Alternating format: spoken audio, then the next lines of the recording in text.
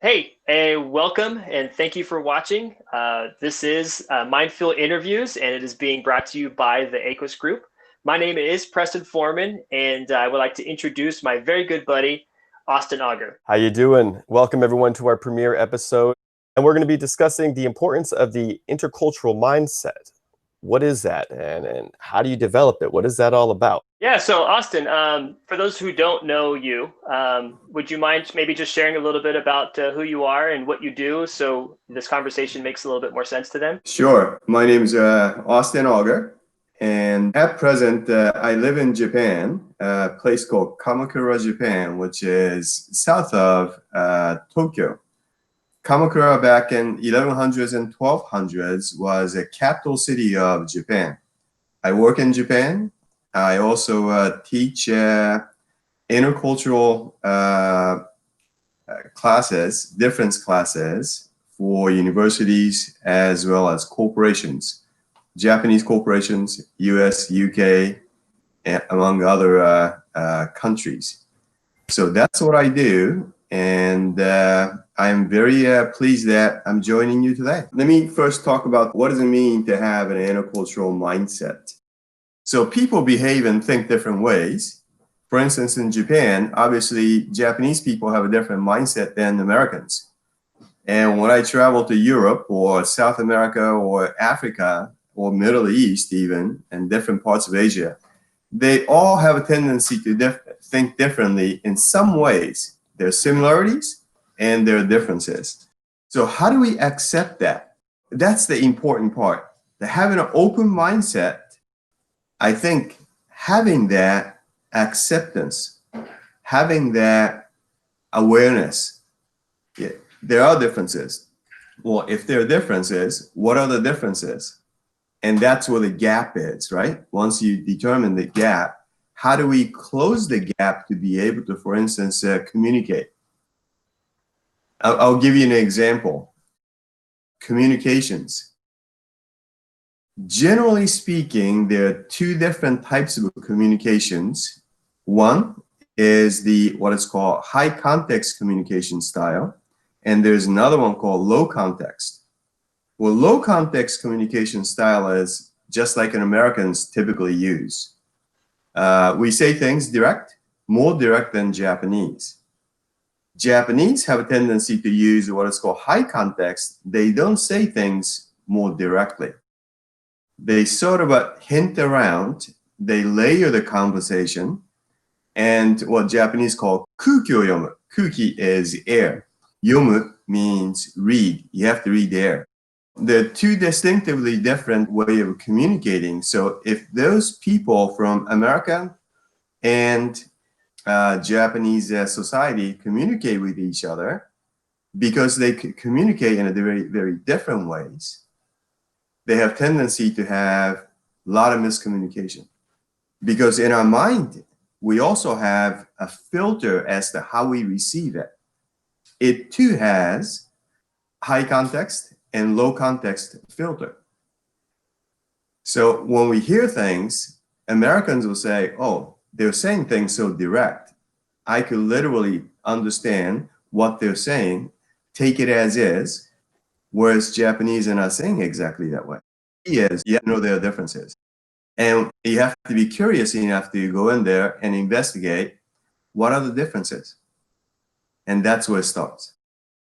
Preston's also quarter Japanese. I'm a quarter Japanese because, Dad, you are half Japanese. And it makes you think about that question of like nature versus nurture. Just because we have the Japanese blood in us doesn't necessarily mean that we have that context already like built into us. It's again, nature versus nurture.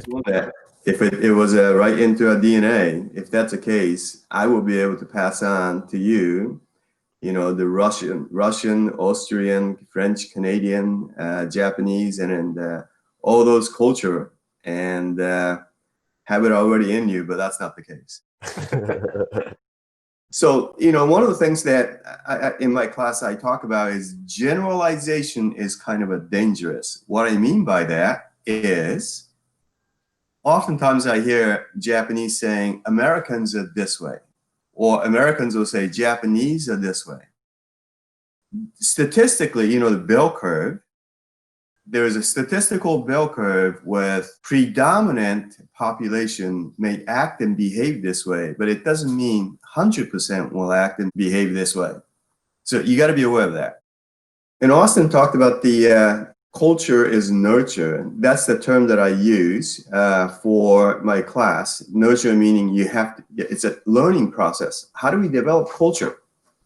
Well, all of us learn. So if all of us were born, let's say, in Japan instead of United States, our thinking and behaviors will be very different than if we were born in the United States, let's say, state of Georgia.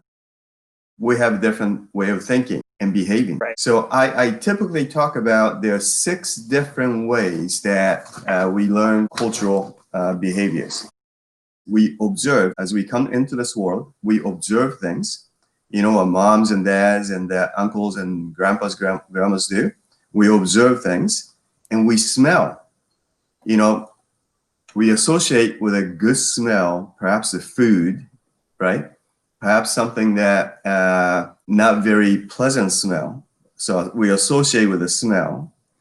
In Japan, when I was eating breakfast, there was a thing called natto. The fermented bean. To me, it tastes so good and it smells good. But in most people who are not used to it, it smells awful. And people often say, oh my gosh, do you eat that thing? But because I was born to appreciate that, I'm okay with that. Next thing is obviously the speaking. Moms and dads speak language. If you and I and all the rest of us are born in Japan, obviously Japanese is predominant language. If we're born in France, it'll be French. If we're born in China, it'll be Chinese, and etc. So that's number 3. Next one is taste. So I've learned, I love to cook. When I make Italian food in America, it comes out very different than when I cook Italian food in Japan, because tomato sauce base is quite different. The tomato sauce is made to fit the Japanese taste. So making it to sell to their customer base, right? So taste, right. And then obviously listen to sound, listen to all sorts of things, specifically relating to that culture. So some things that I hear, the bong of bells and temples that we often don't hear in the United States, and every so often I hear it, and that's associated to me a Japanese culture. And the last one is a feel. What do you feel? There are different feels of things that we touch. So those 6 things are something that we will use to create culture. That's basically for everybody, whatever the culture is, right? That's not just a Japanese thing. That's how Absolutely. we grow up and what we learn, and as children growing up in our household, in our neighborhoods. Yes, all of that. Absolutely. Do you think you have to travel? Like that's a necessity for people to develop this intercultural mindset, or to have a true grasp on it? I think that's helpful. To get the driver's license, oftentimes you understand the classroom work, right? You understand the theories and principles. But just because you understand the theory with the books and other material, it doesn't mean you could drive well. You have to actually go out to the street and experience. I think it's going to certainly help if you go outside of America and to be able to experience the different culture. But just staying in America and experiencing, I think that certainly give you a lot of good lessons. I guess I never before really diving into this thought about my own behaviors and thoughts and where they come from. But when I started thinking about it, I go down the line of like, well, I had this teacher that really influenced my life, or my parents had said this and influenced my life, or I had a boss who always did something who would, put that work ethic in me. What do you think, Dad? As I already talked about, the 6 elements that influences us to create the culture. That's a base, right? also, I think it's important to travel around the world. So some Americans, because America is so big, we really don't have to go around the world first to experience a lot of culture. You know, the East Coast, Boston, New York is quite different than LA, San Diego, San Francisco. Southern states are quite different than Seattle, Portland, or central portion of the United States. North and south are quite different. So by going different parts of a state, even Alaska, Hawaii, or even Puerto Rico, Guam, you get to experience so many different culture within the United States. But it'll be nice, and let's say that's our basic learning place in the United States. So you get to go all these places, meet all these people, and understand their view, and ask people, why do you behave this way or think this way? And that will teach you quite a bit. And then after that, go to Europe or Central America, South America, and other places. You have a basic background of how people may think, or they are different.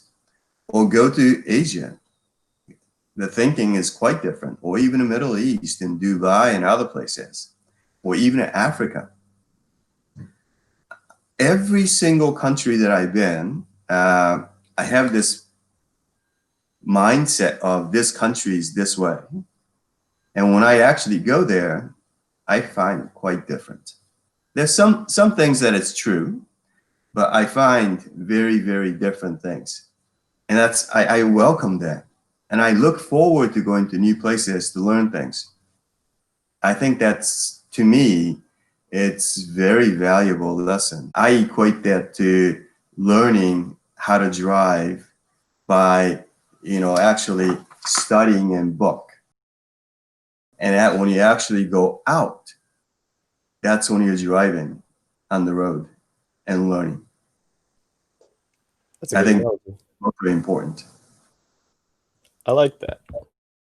I like that there's always a different sound that we hear, and you were talking about all the different things that you can go through the senses and what brings about that mindset. Like here in the US, we hear the chicken go cock-a-doodle-doo, because that's what we grow up with. And like in Japan, they're Coco. Coco. It's like, Yeah. I don't know if chickens Yeah. make that. I think they go cock-a-doodle-doo. Or a dog bark, right? One. One. What is it? One. What is it? Say that again. One. That's what the dog sounds like.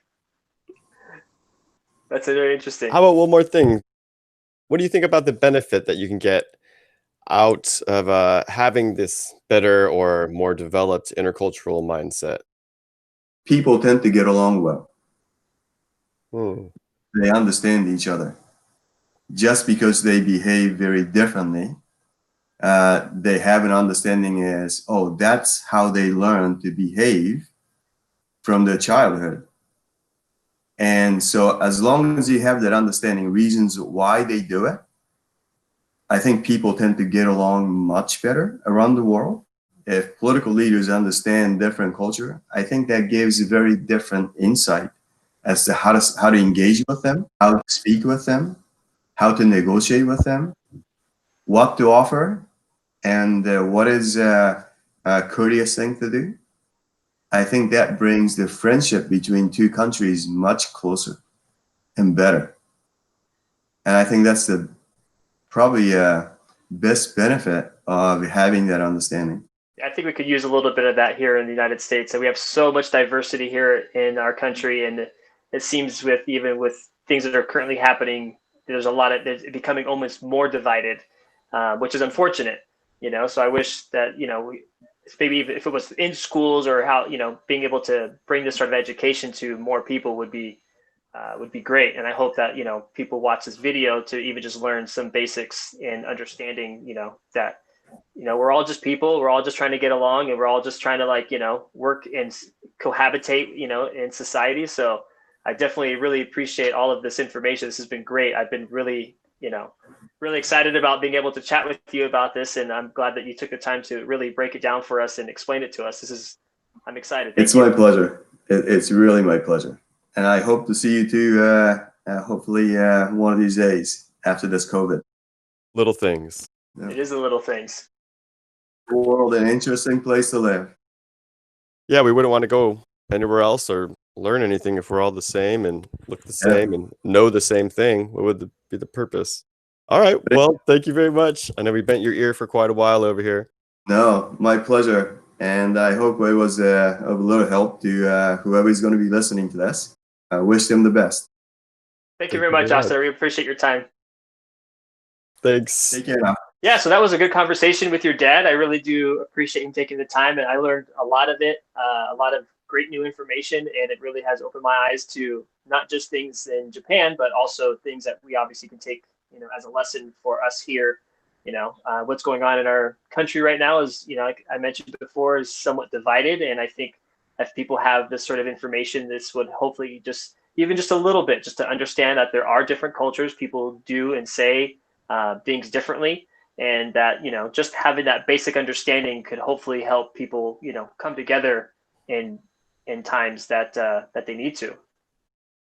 And that's what we're all about, just you might not agree with everything or everyone's opinion, but it's all about getting that little piece of this, getting a little piece of this, taking it with you, and then nurturing that. And that really will build that quote unquote intercultural mindset.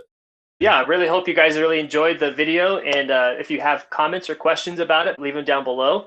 We'll put some links and some information that Austin was discussing. And, hopefully this would help you in your journey to understanding cultures a little bit better. And we thank you for watching, and we look forward to the next video. It'll be a good one.